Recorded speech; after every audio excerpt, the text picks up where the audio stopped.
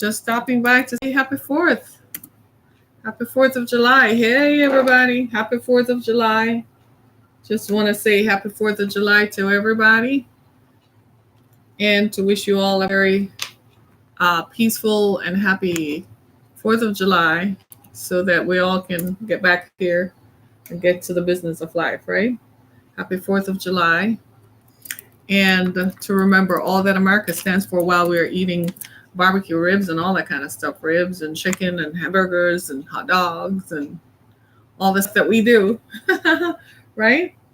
And be safe while you're doing it. Be safe while you're doing it. I encourage everyone to be safe, right? That's the most important thing. Be very, very safe while we join as we celebrate July 4th. It's an important holiday because it makes you want to think, what does 4th of July stand for? What does independence mean to you? And I think it's time that we talk about that because for so often, what do? We take it for granted. There are countries in the world where you can't. There's no such thing as independence. Come on, computer. Come on. Right? And what do you do? What happens here? We are very grateful to be here because here in America we can do whatever we want, right? Within the law, I should say that within the law.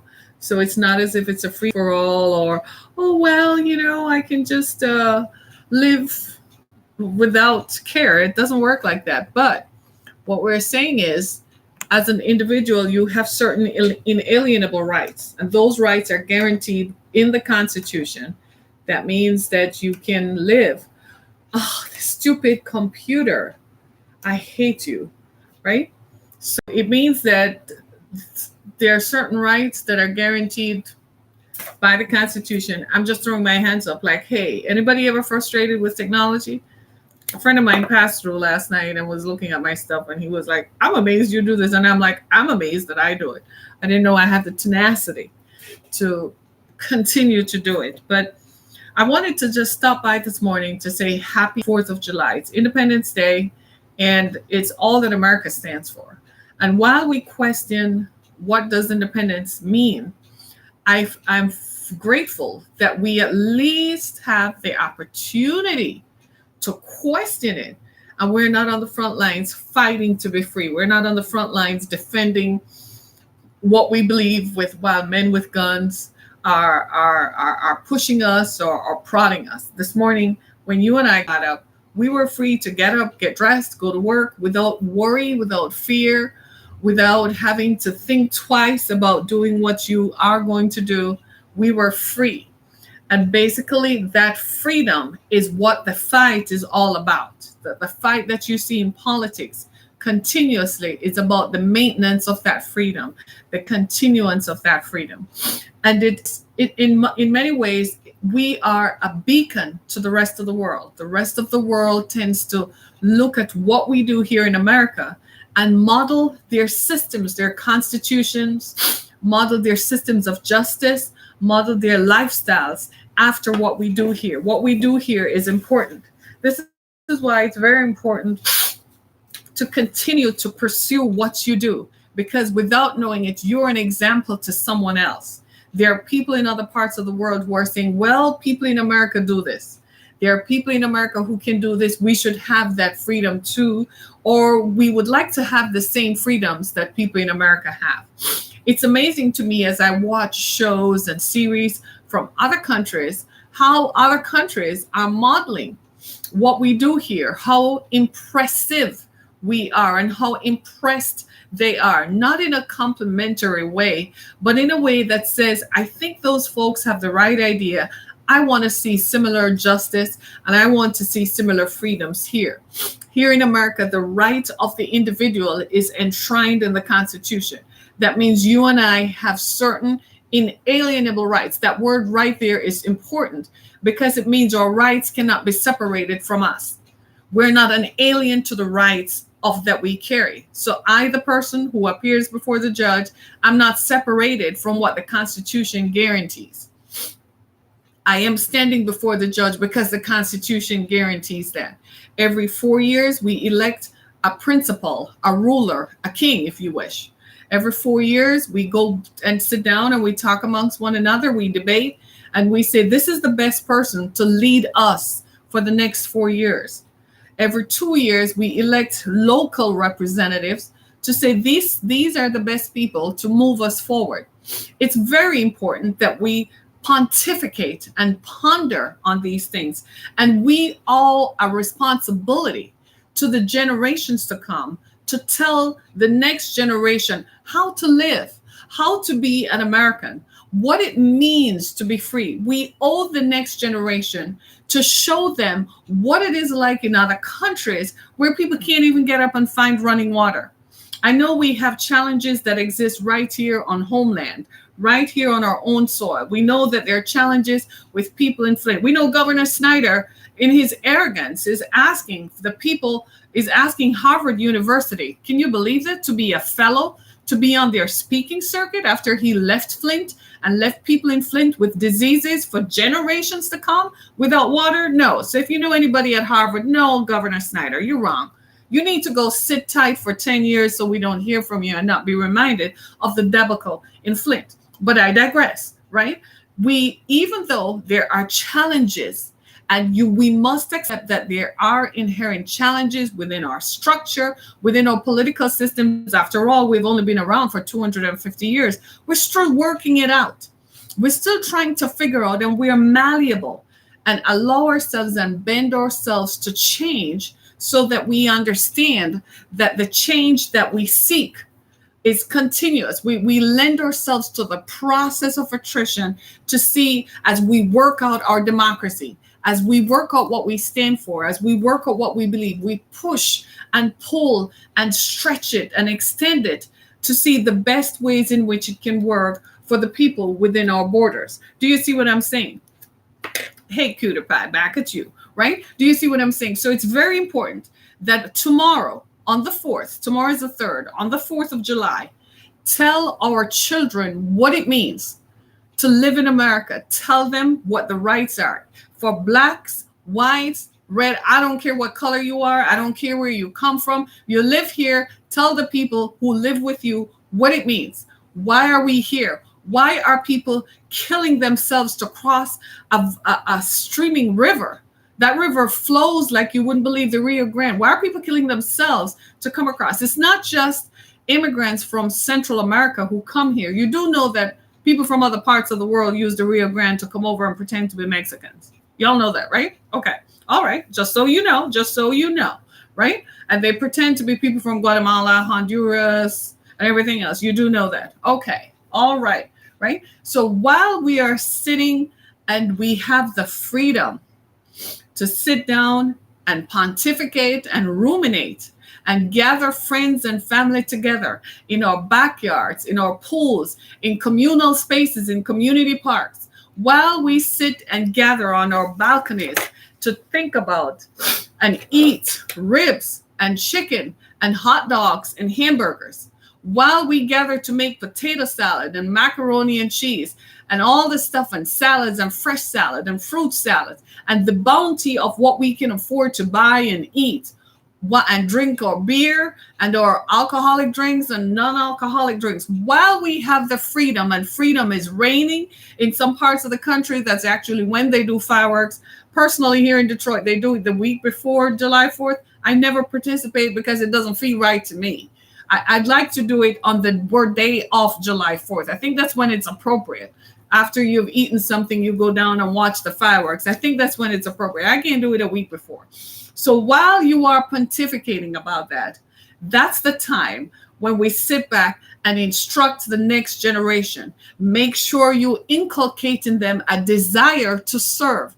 It's very important that we follow through. Many of us are not thinking legacy. We're not thinking of what will we pass on to the next generation. We live too much in the moment. We live too much for now. We're not thinking of the next and the next. A generation ago, they didn't think of themselves. The freedoms they were fighting for, they knew the generations would come, would need that. So they were willing to put themselves to the process and make the sacrifices necessary to ensure the continuity of freedom.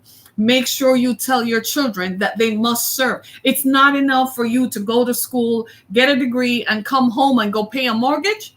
No. Make sure you tell your children what is required of them. That what is required of you is service. What is required of you is that you seek political office, serve the people, whether they serve politically or they serve in the community, volunteer, do something, but tell your children to maintain this great democracy. These are the steps. This is what we must do. And if this rings true for you wherever you are, that's good, whatever country you live in. But here in the United States, we are the beacon to the world. We are the city on a hill where people feel they have the right to vote for whom they believe is the best choice. They have the right to be free, to go and think and be as they are. They have the right to go and worship as they feel. Think about that. Those are inalienable rights. Those are rights not only guaranteed in the Constitution, but it's kind of expected. You have the right to go to college. You can go to college, come out of college, go work. You have the right to order this, to do that, to live in a free society without people having guns and saying where you're going. When was the last time you went to an airport to get on a plane in America and you saw men walking around with guns? Think about that. When was the last time you went to a mall and the mall cop wasn't joking off like everybody else? When was the last time? That is what the fight is about, is the maintaining of our freedoms and the maintaining of our right as citizens. Do you see what I'm saying? So tomorrow on the 4th stands for something. America stands for something. We are here because we believe in this ideal that every man is equal, that we are still one nation under God, indivisible. We're still one nation. I don't care what the politicians say. The politicians say things for sound bites. The politicians say things for political gain. I'm talking to you, the people. The people, you are the heart of the matter. Politicians come and they go. They're like fluff. They're the icing on the cake. You are the people. You are the voice. You are the heart and soul of America. It's you who, when people see disaster on TV, you say, man, that can't happen. We got to do something. It's you who, when you see people in need, you say, well, can I donate to the Red Cross? Is there somewhere I can send a donation to? It is you, when you see someone on the side of the street, you pull over and say, hey, can I call AAA for you? You are the heart and soul of the matter. Don't lose hope of that. Don't let them try to diminish the glow that America is. America is still the shining city on a hill. America will always be. We got to work at it.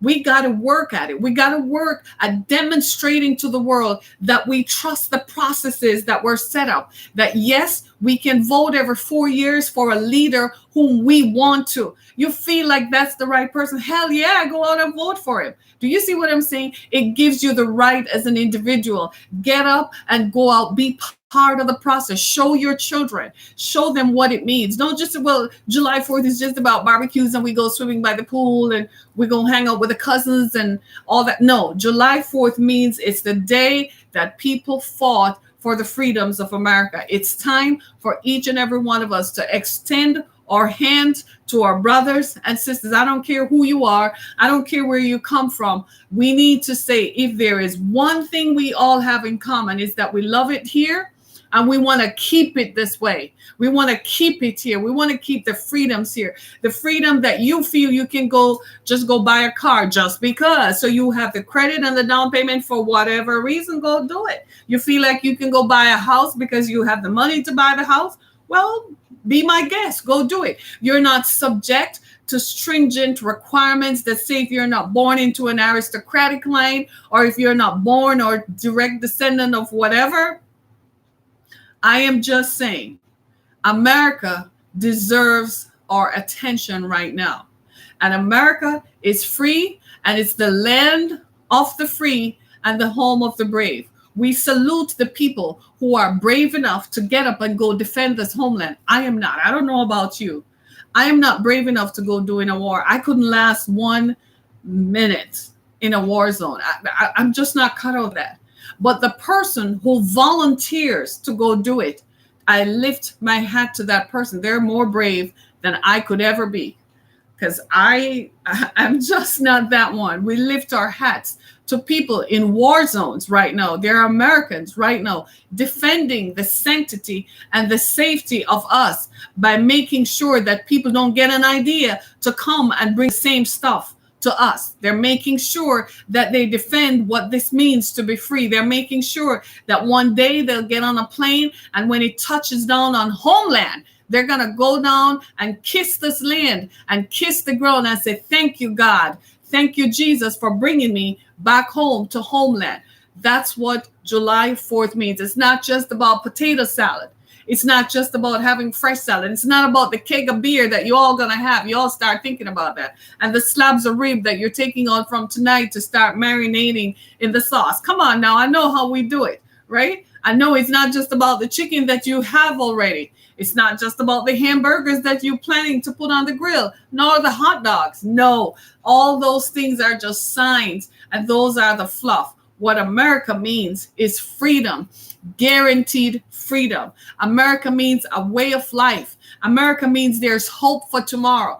Every day we get up, America continues to push each and every one of us to hope, indefinable hope, hope that cannot be erased. America gives us all hope, hope for the best, hope that there is a tomorrow in which it will be better than it was yesterday. If you think it's bad here, I want to tell you about places in the world where they don't have running water, where children are drinking dirty water, where children and girls in war zones don't have sanitary pads, where children and women have to cook and take water from a well and walk 2 miles to go wash, where people don't have a toilet that flushes, where they have to use a toilet out down in the garden path or something, right? I want to tell you about people in the world who don't have crops, where it's sand, it's dust. There is nothing to plant, where guns and the barking of guns and cannons is ever present. Places where people can't even worship God, because if they do, there's a price on their head. I have a friend in Nigeria who is a bishop, and she tells me there's a price on her head for $10,000 because she's a bishop. She has to stay within her compound. She can't do anything. She can't come out of her compound. She hasn't been in America in 2 years because of it. Do you understand? And when she comes here, she constantly is amazed. That's how her country, Nigeria, used to be. We have a system, a constitution that I don't know how they came up with it. That's why I still think those people were divinely inspired. I don't know how they came up with it, but it works. It looks rickety. It looks shaky, but the system works. If the system didn't work, some people, it would be a different outcome than what we're seeing today. So the system does work. And it works, and it works, and we have to continue to inspire the next generation. We win when we inspire the next generation. We have to tell them what it is like and what it means. It's not enough. Part of the malaise that exists and the disconnect that exists is that the generation who went to war, the generation who went to Korea, the generation who went to Vietnam, when they came back, they were so disenchanted. They just came back and said, war is so bad, man, don't do it. But they didn't say, well, the reason we believe we did, not what the politicians say, but because we wanted those people to have the same freedoms that we enjoy here. The people who went to Iraq, I have family members who are veterans of the first Gulf War and the second Gulf War, right? And we need to be able to tell folks what it means to be here, what it means on the 4th of July. Why is this necessary? Why do we celebrate Memorial Day? Why is July 4th so important? There's 6 weeks between Memorial Day and July 4th for a reason. So we never forget that those who fought are the reason why we have a July 4th, right? There's 6 weeks. Tomorrow, in a few days, it will be July 4th. As the fireworks go up in their red, white, and blue, let's remember what red, white, and blue stands for. It's freedom. I don't know about the other colors of the other countries and what they stand for, but for this one right here, it stands for freedom. This is the reason why I came here. I came here to escape an abusive man whom I couldn't divorce. I couldn't get a divorce from, even though he was beating me up. I came here because this was the city on a hill. Here, I could call the police. They would actually show up and they would actually arrest him for beating me up. In the country I came from, that didn't exist. Not at that time. Do you see what I'm saying? So I will forever remember the reason why I'm here. I will forever remember the reason why I left everything behind, left an expensive house behind, left swimming pool, tennis court all day, left it all behind and came to the land of freedom. So on the 4th of July, it's significant for me because it means I attained freedom by putting my feet on the shores right here. So this is why nobody, I don't care who you are, you could think you are American as apple pie. You can't take what this country means to me. In fact, it probably means more to me than you who are here because you've lived here for 4 or 5 generations. So you've forgotten the significance. And that is what I want to make sure that we don't forget, that we have to tell the next generation. You see all these kids fighting for what they want. They're playing donuts down on the lodge, really.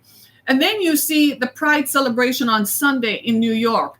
That's freedom. Freedom from fear of reprisal.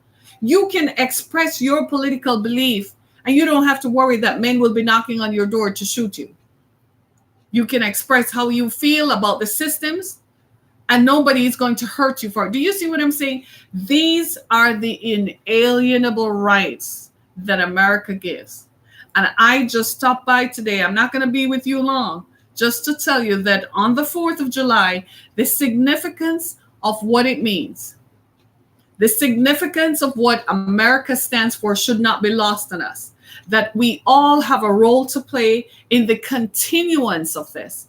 That we must tell the next generation how to behave, how to appreciate this right here, how to appreciate the fabric and tapestry of what makes the society wound together. The songwriter says, "Blessed be the tie that binds our hearts in Christian love. The fellowship of kindred minds is like to that above." The fellowship of kindred minds. You know what that means? That means the way we think about freedom, the way we think about the joy of being free. The Constitution says life, liberty, and the pursuit of happiness. Say it. Life, liberty, and the pursuit of happiness. That is what July 4th means. We need to tell the next generations who are coming what it means, so they will have a desire and a thing will be awakened deep in their spirit, so that they know they must continue to protect this. They must continue. So when the call comes to defend this, there is no one who will say, "Man, that ain't my fight." It is all our fight. That's what we must see. Generations ago, there was no question in their minds that this was worth fighting for. I think today we have lost our grip and we have lost sight of the goal. We take it for granted because it looks indefeatable. It's indefatigable. It looks like it will always be there. America is indomitable. I was telling someone on Friday who thought that, bad people will I said, bad men can't. I said, baby, this country, the military is 40 years ahead of the next grade, and the next grade is the UK. I said, so they can talk a good talk, but they can't. This is not the place where you want to try. So don't worry about that. Focus right now on extending your hand across the aisle to your brother and to your sister, because we are neighbors. We are one nation under God. We are all here. And we are here because we are in the same space mentally. We want to be free. When you talk to people who come from other lands, we don't experience that much here in Southeast Michigan because we tend to stay in our little groups and in our little pockets. But if you step outside of your comfort zone and you listen to people and you hear where people are coming from and how they had to run from political persecution and how there were tribal wars that persecuted them, how they saw horrible things in war that killed off family members, then you realize that this is perfect. America is heaven on earth. Yes, it's bad. Yeah, we have challenges. It's not perfect. It's not heaven like the place where God is. But right here on earth, notice I said heaven on earth, because you still have freedom. You still have a constitution that says you can go before a court of law and argue about it. You still have people who believe in that freedom. We need to tell our kids to become lawyers, and we need to tell them to grow up to be judges. We need to tell them to become doctors. Yes, we need to tell them to become scientists. We need to tell them to become astronauts and astrophysicists. It's not enough to grow up to want to just play a ball, yeah, and go drop a mixtape. We need to tell our children, grow up and be somebody. Be somebody. Go be Dr. So-and-so. Go be Attorney General so-and-so. Go be lawyer so-and-so. Go be a prosecutor somewhere. Tell our kids, go be an engineer so they have to call you. We need more engineers. We need more structural engineers to design bridges and buildings to keep this country great. This country is great because people believed in something good and something bigger than themselves. This country is bigger than me. It's bigger than you. It's great because we made it great. Come on, people. We got to go back to what makes this country great. Stop the tribalism and the infighting. Stop focus this way. Stop looking up. Look at the bigger picture. There are other people who want what we have. Come on, people. You still can live and breathe and be free. Come on. They're not dropping nervous gas in the air to kill people off and kill their populations off. Come on. We are free. We can barbecue on the 4th of July. You can do your fireworks in your backyard. We are free. Come on, people. Celebrate what it stands for. Do it and celebrate it. Respect it. Obey the law. Do what they say. Obey it and do it. And teach our children to be somebody. Tell them, grow up. When I see young people, the first question I ask is, what would you like to be when you grow up? I meet young people who are in high school or in middle school. And the next question, where will you go to college? What do you plan to do? It's amazing when I ask them, they don't have a clue. Nobody has initiated the conversation about what you're going to do. What's your next? Have our children need to be raised by us. We need to teach them how to be mannerly, how to present themselves. When you walk into somebody's office, walk in like you're somebody. Stand up, stretch your hand out, look them in the eye, shake their hand, introduce yourself. I don't care if your name is Devante, Dakita, Lakita, Dashanda, Katanda. I don't care. Shake their hands. If your name has 14 syllables or 21 syllables, tell them who you are. Shake their hand. Be somebody. Put your best foot forward. Tell our young people, pull your pants up. Pull it all the way up. Use your belt. Tuck your shirt in. And young ladies, for the love of God, cover it up. You don't have to put it all out there for every man to see. As a matter of fact, men like a little mister. Put the mister back in it. Be somebody. Stand up for what you believe. If you believe that this is it, then do it. That's what makes this country great. This country was built by people who believed in something bigger than themselves. We have stopped believing like that. We focus now on this other thing. It's just me, myself, and I, me and my two. And then we lost sight of the big picture. We need to get it back. We have to look at the big picture. We keep our eyes on the prize while we keep our eyes down here. Keep your eye on the prize while you keep your eye right here. We need to bring it back. It's time for America to be great again. It's time for what it stands for. I'm not talking about some political slogan. Y'all know me. Don't go there with that. What makes this country great? It's the promise to be great. The promise that if you are here and you try, you'll be better than where you're coming from. That's what makes this country great. The promise. That's what makes this country great. The hope for tomorrow. That's what makes this country great. You don't have to worry that it makes no sense to try because they're going to shoot the place down. There is a war over there. It may not. No, you don't have to think like that. The promise, the freedom, the hope, the promise. So go out and celebrate July 4th. Tell your children, sit them down and tell them about your ancestry. Tell them what it was like. Tell them from what you have read, what it was like for other people who made you up, the ethnic and racial composition of what makes this country great. This country is great because it was built by people who believe. Tell your kids who they are. Be a person to them. Show them. Tell them that people believed and they worked and believed that they would be great. Come on, celebrate it. And celebrate it. and go out and eat as much barbecue ribs as you can. Amen. Eat all the ribs, eat all the chicken, and then I'll see you next week. So I am off today, Wednesday, Thursday, and Friday. You won't see me again until Monday.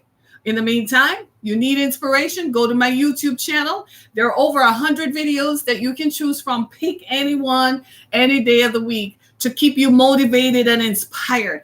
That's what makes this country great. Thank you so much for being a part of my July 4th experience. I'll see you on Monday. I love you all. Be safe. By the way, be safe.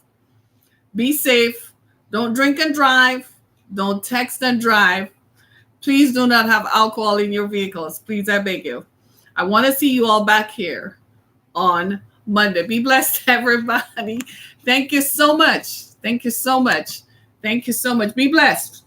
Be blessed, everybody. Be blessed. Thank you for joining. I'll see you on Monday. Goodbye. See you on Monday. It's going to be great. Have a good one. See you on Monday. Enjoy, enjoy, enjoy. Enjoy, everybody.